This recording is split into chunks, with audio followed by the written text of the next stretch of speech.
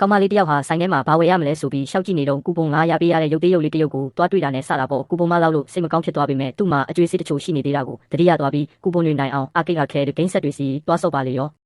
အဲ့ဒါကိုရုပ်သေးရုပ်ကမြင်တော့သူခီးဥကြိုပြုတ်ခံရတော့မယ်မင်းသမီးလေးလိုဆက်ဆံခံရတော့မယ်လို့တွေးနေတာတကယ်တော့အဲ့ဒီရုပ်သေးရုပ်ကကြက်သားကြီးတွေနဲ့ဗလာကြီးပြသူကဂိမ်းဆက်ထဲကိုချက်ချင်းခုံဝင်တက်သွားပြီးဖလစ်ကိုပိတ်ရက်လိုက်တာကြောင့်ကောင်မလေးခမညာဂိမ်းလဲရှုံးကူပွန်ရမယ်အခွင့်အရေးလဲဆုံးရှုံးသွားရတာပေါ့စိတ်တူသွားတဲ့ကောင်မလေးကစကီးဘော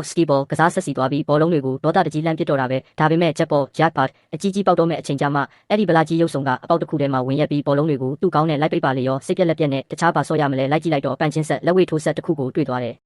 သူ့ရဲ့နောက်ဆုံးအကျွေးစေးကိုတုံးပြီးအိတ်ကိုလှမ်းထိုးလိုက်တဲ့အချိန်မှာလဲအဲ့ဒီရုပ်သေးရုပ်ကထပ်ပြီးကာစီလုတ်ပြန်ရောအဲ့ဒီမှာတင်ကောင်မလေးကတကယ်ကိုဒေါသထွက်သွားပြီးရုပ်တရက်စူပါဆိုင်းယန်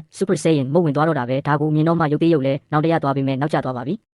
ကောင်မလေးကအိတ်ကိုအရှင်ပြင်းနဲ့ထိုးလိုက်တာရုပ်သေးရုပ်ကြီးလွင့်ထွက်သွားပြီးဂိမ်းဆက်ကလည်းအမှတ်အများဆုံးအထိတက်သွားတော့တာပေါ့ကူပွန်တွေထွက်လာတော့မဲ့အချိန်ကြမှာရုပ်သေးရုပ်ကကျိုးကိုခလုတ်တိုက်မိပြီးဆက်ပလက်ကြီးကျွတ်သွားပြန်ရော